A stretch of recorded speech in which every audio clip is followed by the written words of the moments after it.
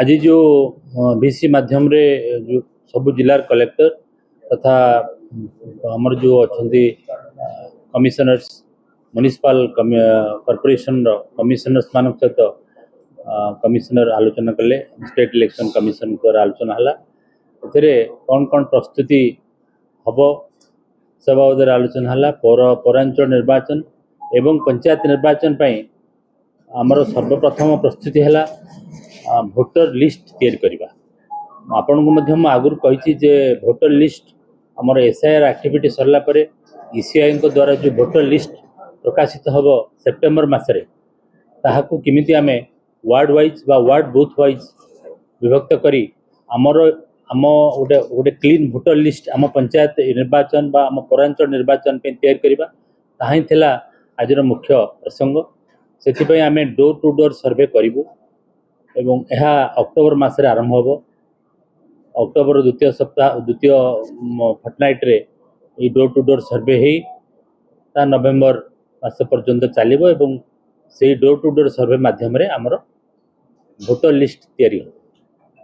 यहाँ मुख्य प्रसंग ता बाद आमर जो बैलेट बॉक्स गुड़िक अकामी होगी पड़ी विभिन्न जिले में सेगुड़िक रिपेयर करने आम केतोटी आमर Odisha state small scale industries corporation आमको 9टा भेंडर लिस्ट देती एम्पानेल्ड भेंडर्स द्वारा आम से बैलेट बॉक्स गुड़िक मरामती पुराना बैलेट बॉक्स गुड़िक मरामती करूँ ता व्यतीत आम नुआ बैलेट बॉक्स भी किसी प्रोक्योर करूँ तेणु बैलेट बॉक्स अवेलेबिलिटी और तार रिपेयर विषय भी आलोचना है तापर ये जो सर्वे आम करूँ डोर टू डोर सर्वे से जो टीम फॉर्मेशन हम टीम रे BLO रे अंगनवाड़ी कर्मी रे आशा कर्मी रे जोटी जोटी आम सहर मानक स्वच्छ साथी बा जल साथी रे से टीम रो मेंबर होगी से संपर्क भी आलोचना है कौ जगार केते टीम फॉर्मेशन से टीम फॉर्मेशन सब 31 जुलाई यही मासर 31 भितर सब फॉर्मेशन करने कहुई से बाबद आलोचना भोटर लिस्ट प्रोसेसटा मु आगुरी कही से अक्टोबर द्वितीय पक्षरे आम आरंभ करा द्वितीय पक्ष माने 26 अक्टोबर रु 7 नवेम्बर पर्यंत चलो बोली आम आपाततः स्थिर कर रिजर्वेशन प्रोसेस आपण मैंने समस्ते गणमाध्यम भी यहाँ प्रकाशित होती आप समस्त जानी जे चेयरमैन मान रिजर्वेशन माने जो नुआ नुआ नुआ पौरांचल गठन होती तार रिजर्वेशन ऑलरेडी प्रकाशित हो जाती HNDUT डिपार्टमेंट प्रकाशित कर पर्यायक्रमे अन्य रिजर्वेशन भी सरकार प्रकाश करेंगे से नोटिफिकेशन हम तेणु से सरकारी प्रक्रिया से चली से नहीं कमिशन किसी मैंडेट ना आपणकर जो पुनर्गठन प्रक्रिया बा जो डिलिमिटेशन रिजर्वेशन एगुड़िक सब गुड़िक है मैंडेट सरकार ताको एबे रिसेंटली स्टार्ट करचंती तेणु पर्यायक्रमे से गुड़िक सरकारी स्तर में हाथ नि हाँ मुझे आप जस्ट कहली जे से नुआ पौरांचल गुड़िक है तार रिजर्वेशन चेयरमैन मान रिजर्वेशन तार नोटिफिकेशन रिसेंटली होती प्रस्तुति तो चली मुझे रखे जे प्रस्तुति सरकारी स्तर में आम स्तर में जी प्रस्तुति हवा कथा हो तेणु निश्चित भाव नोटिफिकेशन इलेक्शन नोटिफिकेशन सेंसस पर हम सेंसस जो हाउस माने पॉपुलेशन एनुमरेशन हम तापर नोटिफिकेशन हम एवं नोटिफिकेशन है जना पड़ो नोटिफिकेशन रे डिटेल आसीबो डेट सब तेणु आपण निश्चित भाव नोटिफिकेशनटा या हम